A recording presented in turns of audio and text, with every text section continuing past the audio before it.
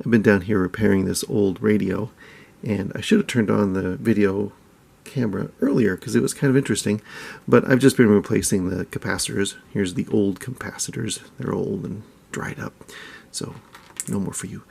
And these old resistors, I replaced them with new ones. And transistors, got a little old transistor here. They put some heat shrink around it because apparently they expected it to get warm. Oh well, you can see the heat shrink. And it did, because the other one melted through, and it melted against the leg of one of these little resistors.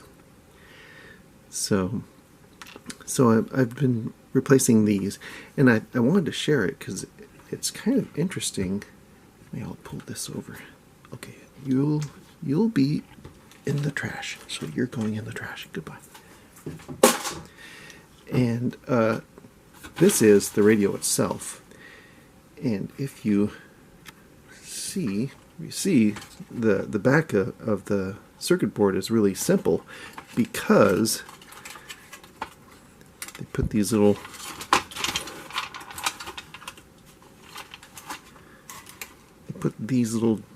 daughter boards on top, and then they stapled them down to connect them just where they wanted them, and that's where this little daughter board goes. I love that they call them daughter boards.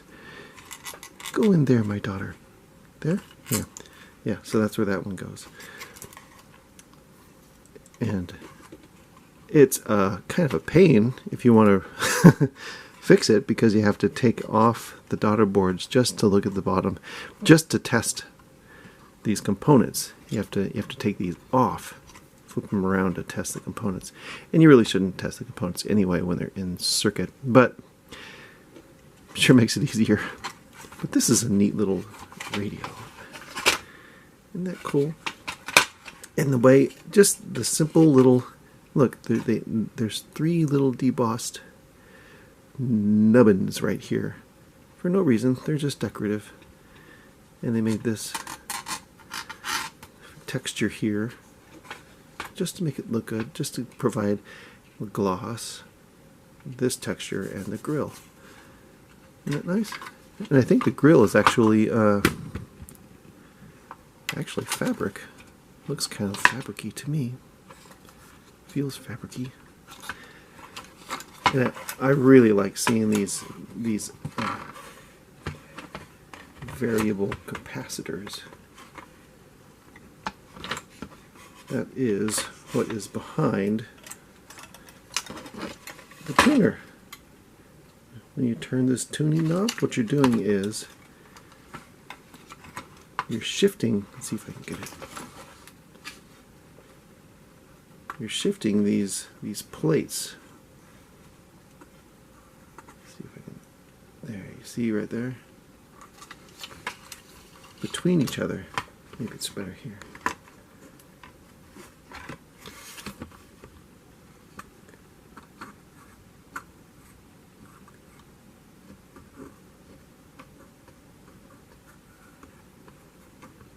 Neat, huh? So that's what you do when you're tuning a radio, going from the lowest frequency to the highest frequency. And this is called a capacitor because it holds electromagnetic fields, and the let's see if I can say it right.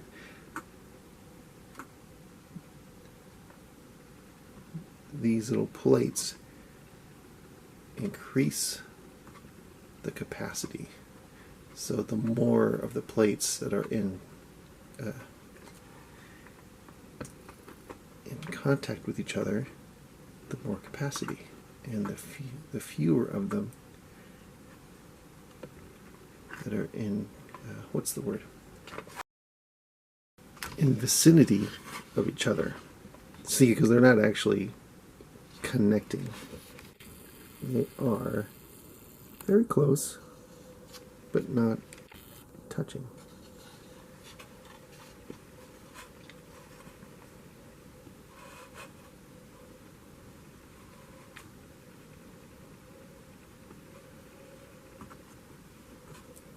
That way you can adjust how much capacitance this thing has compared to this little capacitor, which is basically just a can with a sheet of metal spooled around inside of it, and between the layers of the sheet there's a little insulator that keeps the sheet from keeps the layers from touching each other, and that determines the capacitance. This capacitance is 3 microfarads, right there. And that somehow, I bet I could, if I was smart enough, measure how many farads of capacitance there are at every stage when I turn this. Alright, I did decide to go ahead and test this variable capacitor. This is the variable capacitor that came with the kit. You can see inside here it's the same setup. It's just teeny tiny. See in there? So I'm going to test this with this capacitance tester. And usually all you got to do is see this little pad down here? You take your little capacitor and you stick it on this pad here. You can also test transistors too. It'll tell you exactly what's going on. And you can test SMD parts here too. This is a very helpful little device. So basically you just take these legs and you stick them on these pads and you press this button and it tells you testing. It is 910 microfarads, and this is labeled as having 1,000 microfarads. So it's kind of close. It's not so great. And this isn't, a lot of times if this is heated up, it reads differently, and if you test it again, you might get a different. Let's do this again, just for fun. We're making this video very long. Testing. 910. Anyway, so I'm going to do the same thing with this. I'm going to do the same thing with this right here. So I'm going to test these 2 leads because these, I think, are the ones that are connected to each plate. See? So just going to hold it like chopsticks and press. See what it says. 130. Oh, you can't even see it. There we go.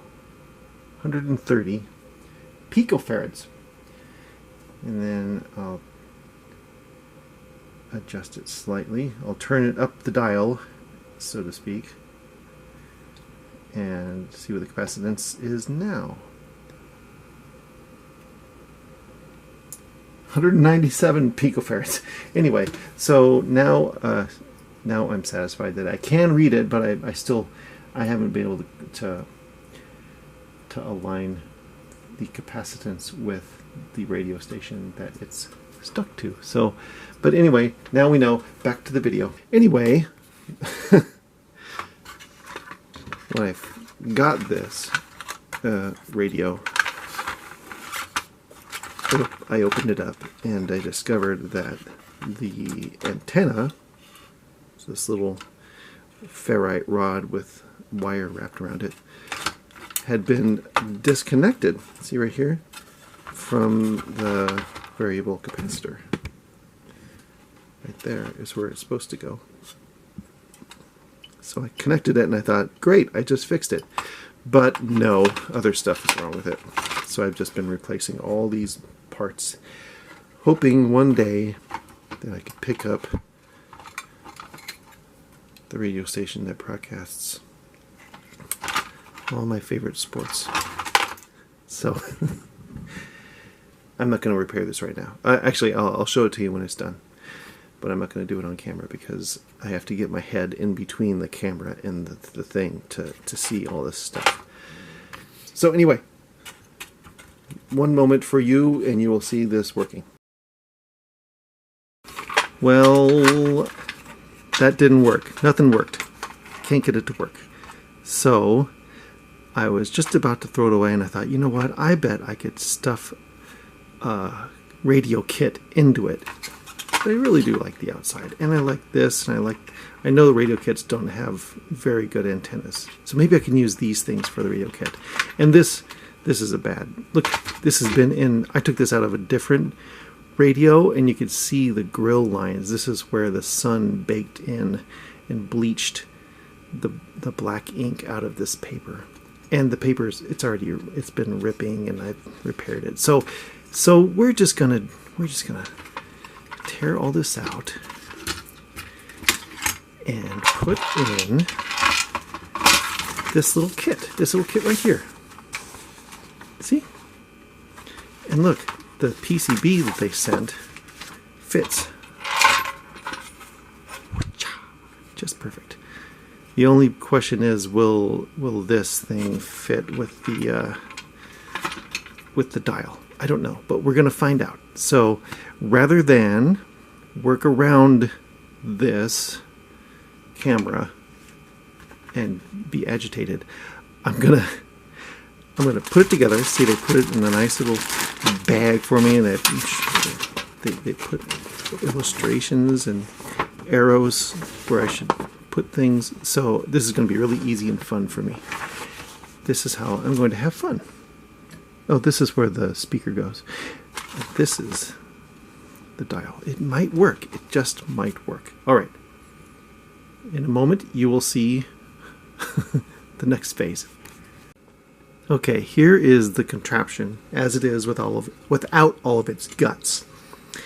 And here is the completed kit. Right, so I would take this off and attach that. And I take this off and attach that. And this would be replaced by that, right? And of course I take this off and the speaker. And it might just fit without the stuff on it. Like if I took the knob off and this and that and the speaker and the battery. I would have to build it up a little bit, like extend these posts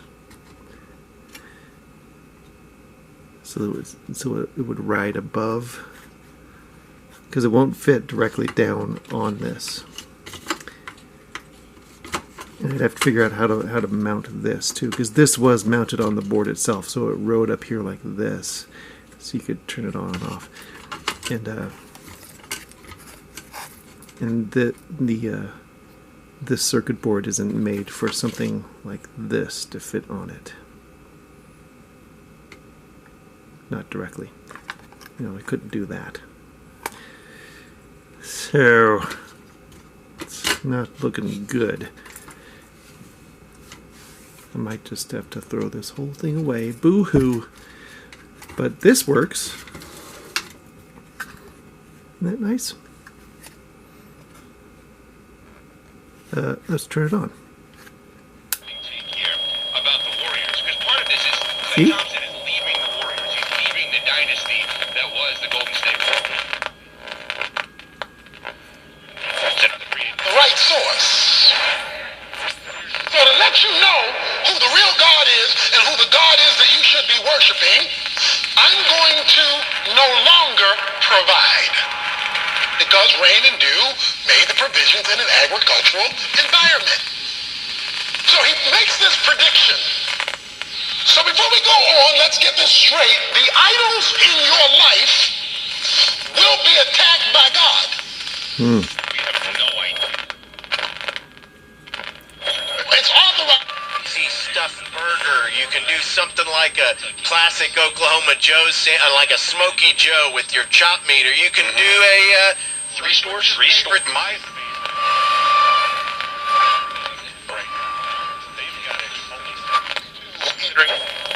For the more money than what the Mavs offered.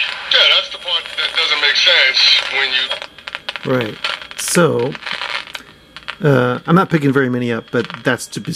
I'm in the basement and I'm surrounded by all this electronical stuff. So, there's interference. But it does work. Hooray! It works. Alright, now you see that I've created this radio. And it picks up radio stations, just as it should. But that's not the end of it. The end of it is to transmit my own little radio station to this radio receiver. And I made this. This is just a block of wood. And I'll bring the camera closer so you can see. But it's just a transformer and a crystal. And a jack that I connect with a cable and some power to a transmitter source. It could be a microphone, it could be a musical instrument that's electrified. Right now, it's just a tape that I've made of a test signal that goes and okay, first I'll bring the camera over here to show you a close-up of what I have. So this is a transformer, and if you don't know what a transformer is, it's basically two coils of wire, one here and one here, and it's basically transforming a signal from a higher frequency to a lower frequency or back and forth, depending on what you want.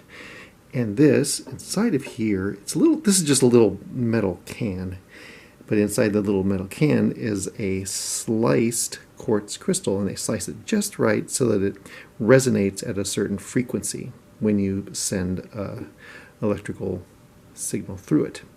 So that is what's happening here. I'm sending where does the signal from here through here to here and out into this. This is just a metal rod. I believe it came from a curtain or something like that, and it vibrates at a certain frequency, which transmits itself out into the world, which is picked up by this little guy, which is that's a ferrite rod, and this is a coil of wire that's connected to the radio, which I've discussed before and I will discuss again.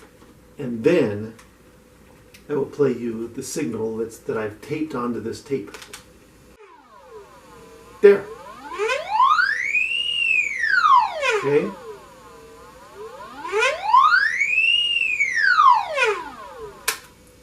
That's just a test signal. So I am going to plug this into my little transmitter. You can't hear anything because it's invisible waves going through the air into this. And this crystal is 100 megahertz, so I'm going to tune this to 100 megahertz. Let's see.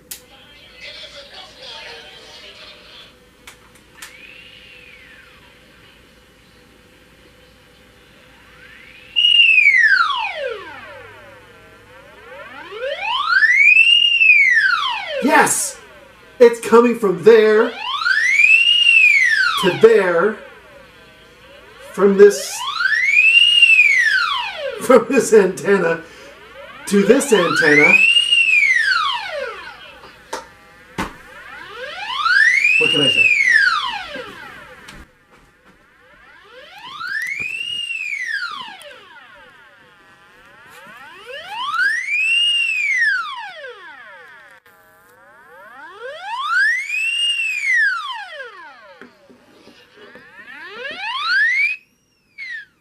Okay, so it's coming from here through this wire to the transformer.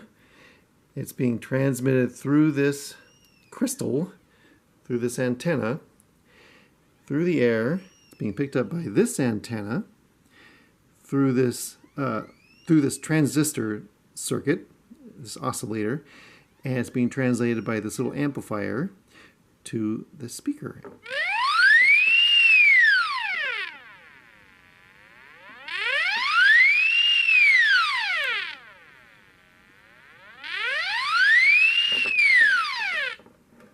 Isn't that awesome?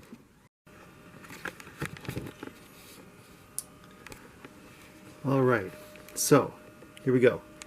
I'm recording audio from the radio, which is being transmitted from my radio transmitter, which is connected to this little synthesizer here. The synthesizer is being controlled by this keyboard, and I'm going to transmit music through the radio. I'm going to be on the radio. Ma, listen up. Oh yeah, and the backing track is this synthesizer here. All right, so here we go. Before I start transmitting to the radio, I'm just going to set up the tune so you know what to expect. So I'm just going to get that sequence running and play along on this little Model D.